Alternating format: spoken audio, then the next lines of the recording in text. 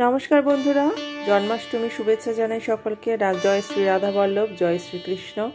शुभ जन्माष्टमीते ठाकुरके एकटू केक निवेदन करा हयेछिलो, तार साथे ताल पुरुली, तालेर बड़ा, मालपोया, पायेस, मिष्टि, फल इत्यादि तो थाकेई।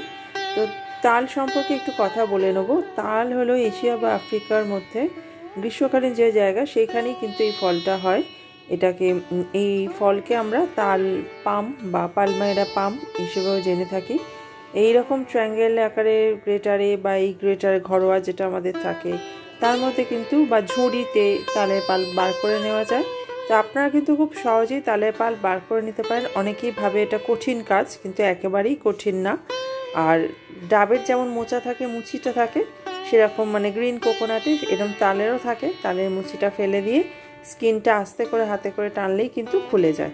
তালটা সবসময় কালো হতে হবে, একটু নরম পাকা হতে হবে, তাহলে কিন্তু তালটা মিষ্টি হবে আর পালটাও খুব ভালো হবে, টেস্টি হবে। এটা একটু দেখে নেবেন যখন আপনারা কিনবেন। তো খাদ্যগুণও কিন্তু তালে অনেক অনেক খনিজ পদার্থ আছে, তালের মধ্যে অ্যান্টিঅক্সিডেন্ট আছে। আর সিজনাল ফল হিসেবে আমার তো মনে হয় সব ফলই একটু খাওয়া উচিত। 3টে আটি বা 2টি আটির তাল হয়ে থাকে, এখানে এই তালটা 3টে আটি। তো তালটা এরকম হাতে করে একটু প্রেসার করলেই কিন্তু তালটা খুলে যাবে। মানে স্কিন ছাড়ানোটা এটা নিয়ে সবাই একটু বিরক্ত প্রকাশ করে যে ও তালটা আবার পাল পার করতে হবে, আবার আটি বার করতে হবে, কিন্তু বিশ্বাস করুন খুবই ইজি। আর আমার কাছে যে ট্রায়াঙ্গেল আকারের যেটা রয়েছে সেটা যদি আপনারা দেখে নেন তাহলে এটাতে বার করা খুবই সহজ। আর ঝাঁঝরি বা ফ্ল্যাট ঝাঁঝরি যেটা গ্রেটার থাকে সেটাও তো রাখতে পারেন। একটু জল নিয়ে নেবেন পাত্রে, তার জল হাত দিয়ে দেবেন বা জলে একটুখানি ভিজিয়ে রাখবেন, তাহলে গাটা বা পাল্পটা সফট হয়ে যাবে। আর তাহলে তাল পাল বার করতে খুব সুবিধা হবে। তাল থেকে কিন্তু অনেক কিছু আমরা তৈরি হয়।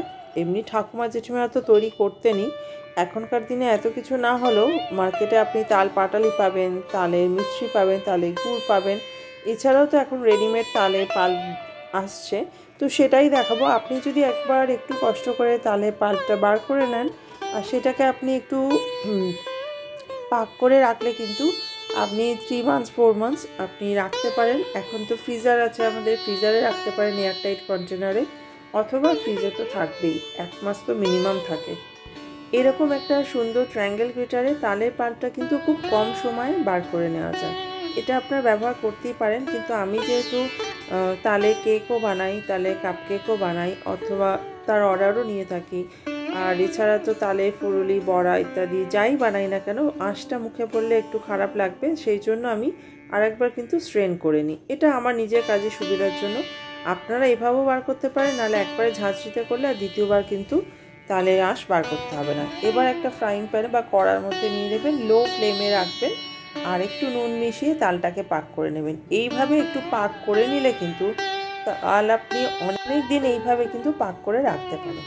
তাল ব্যাটারটা তৈরি করার জন্য কি করব, তাল ফুরুলির অবশ্য বা তালের বড়া 1 কাপ তাল নেবেন, তার সাথে 1/2 কাপ ময়দা বা আটা, 1/2 কাপ চিনি, 2 টেবিল স্পুন সুজি, 1/2 কাপ ফ্রেশ কোকোনাট, একটু পোস্ত বা খাসখাস, পপি সিডস 1 টিস্পুন, মৌরি ফেনেল 1 টিস্পুন, আর হোয়াইট অয়েল বা সরষের তেল। বাঙালিরা সরষের তেল খায়, সরষের তেলও আমি করে দেখেছি, কোনো অসুবিধা হয় না। সাদা তেলেই করবেন, অনেকে আবার পছন্দ করবে না, তো যদি সাদা তেল হোয়াইট অয়েলও ব্যবহার করতে পারেন। আমি এখানে হোয়াইট অয়েলই ভাজাটা দেখাচ্ছি। ব্যাটার করে নিয়েছি, একটা বড় পাত্রে খুব ফেটিয়ে নিয়ে দেখুন ছোট ছোট করে দিয়েছিলাম, কিন্তু সুন্দর একটু ফ্লাপি কি সুন্দর ফুলে যাচ্ছে।